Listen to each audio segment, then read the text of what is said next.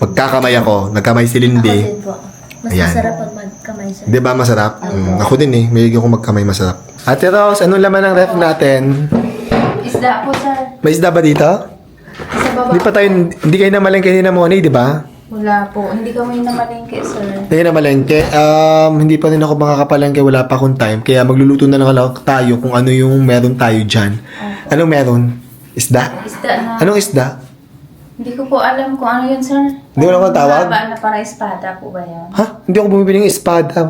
Ang pinakamadali, Ate Rose, ay paksiw. Kunin mo yung isda sinasabi mo, titingnan ko. Gawa tayo ng paksiw. Ito po, Ano sir. yan?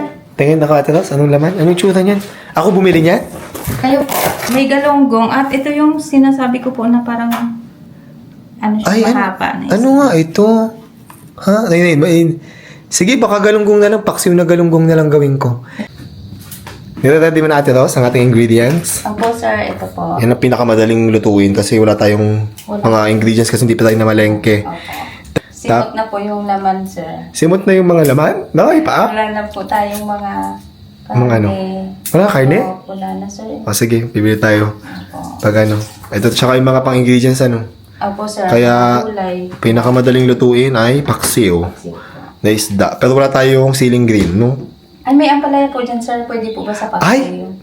Mayroon pang tanim? Ang dami po. Ay! Tingnan natin, patingin. Lindy. Sige nga, buksan mo nga, tingnan nga natin. Oh my God. Yes, pwede natin ilagay sa paksiw yan. Perfect.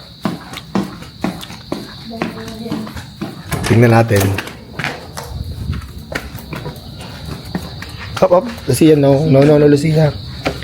Tingnan natin ang ampalaya ni Lindy. Ilan naman mo? Marami? Wala, ang dami na.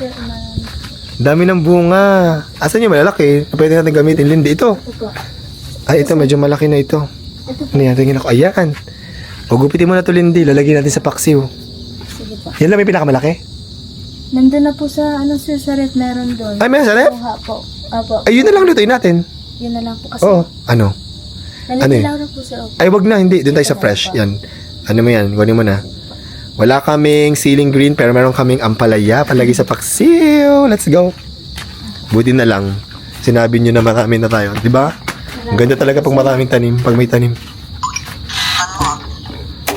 Let's go. Ate Ros, may nakuha kami. Na ampalaya. Yan. Hiwain mo na rin, Ate Ros, para ano.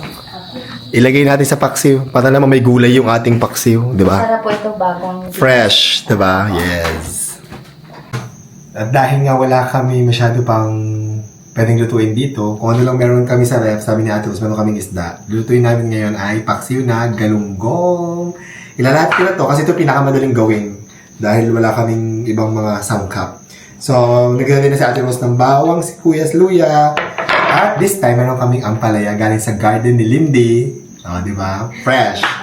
Gamit din ako ng, of course, ang favorite kong Select Sukang Puti.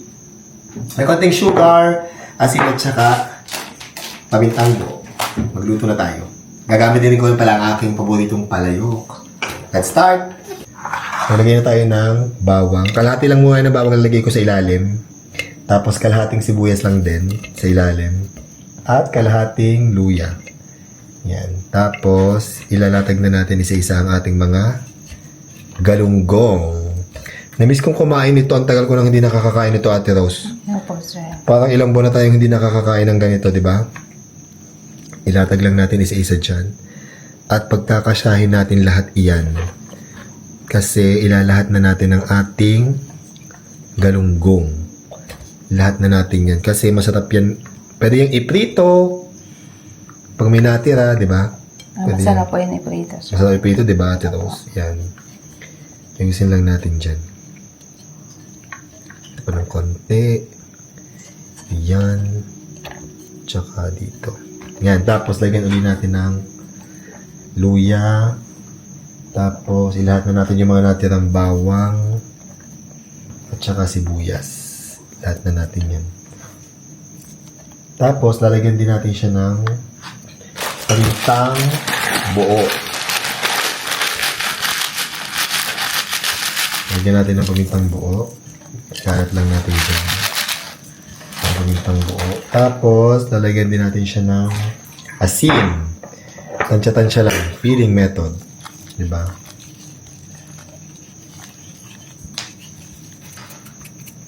At lalagyan natin siya ng sukang puti from Select.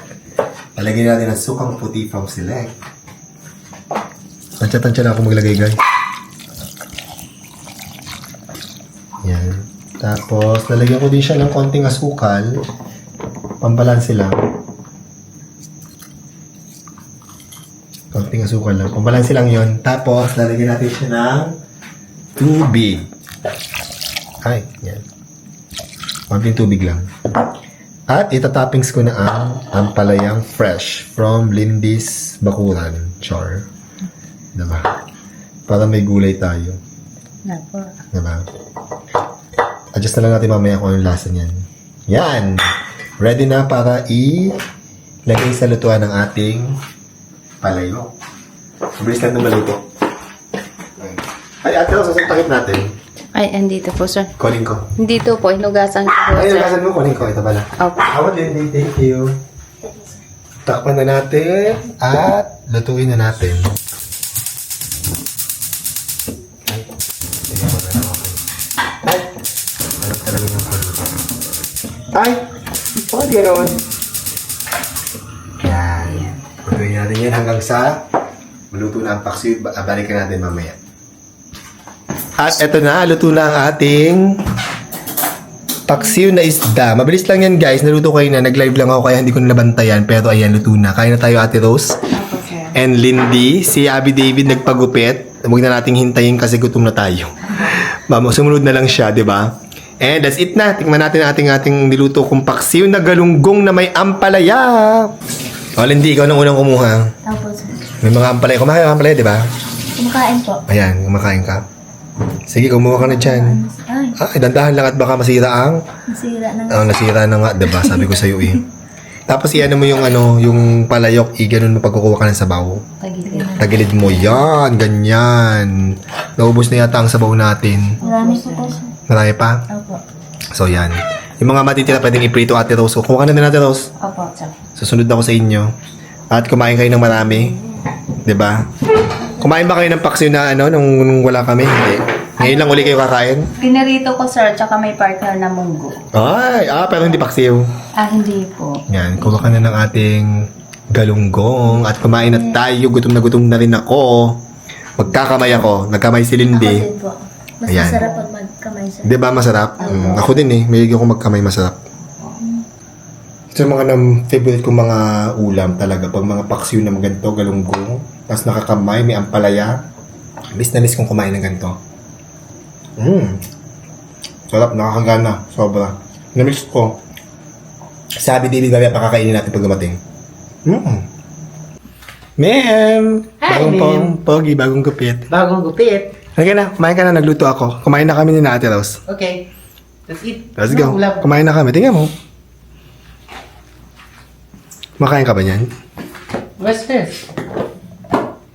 Oh, Paksiw na galunggong. paksiw na galunggong. Yes, kumain ka na. I've Kumain never ka. had paksiw na galunggong ever. Tapos may ampalaya. Yes, galing sa garden natin. I'll eat. Handa muna ako. Okay. Ayan, kumain ka na niyan. Hindi ka pa bakit na nalutuan ng ganyan? Or nagluto ako pero di ka nakakain? Hindi. Sa amin kasi sa Bisaya, meron kaming ganito, inununan. Oo. Pero hindi namin... Sinaing yun, hindi ito sinaing paksiw ito. Hindi, ito ang inununan talaga namin. Paksiw may suka talaga. Pero, parang hindi ko pa na-try na galunggong ang gamitin. Iba ang ginagamit na isda. Oo, iba nga, madalas. Kaya lang yan lang ang isda na meron tayo. Tapos galing sa garden natin yung Oo nga, ampalaya. nakita ko sa vlog ni Ate Rose na marami daw tayong... Hindi ako, bagong pitas ko yan. Bagong pitas ni Lindy Gusto ko kanina. ng tawag nito, ng ampalaya sa morning breakfast din. Pwede naman kumuha doon, mamumuti lang. Masarap naman. Wala lang tayo, hindi kompleto yung ingredients, wala tayong taba. Or what? Diba? Sinain yung may taba. Ay, sinaing pala yung may taba. Oo nga, tama ka. May kulang pa. Ano kulang? Kiss. Lah.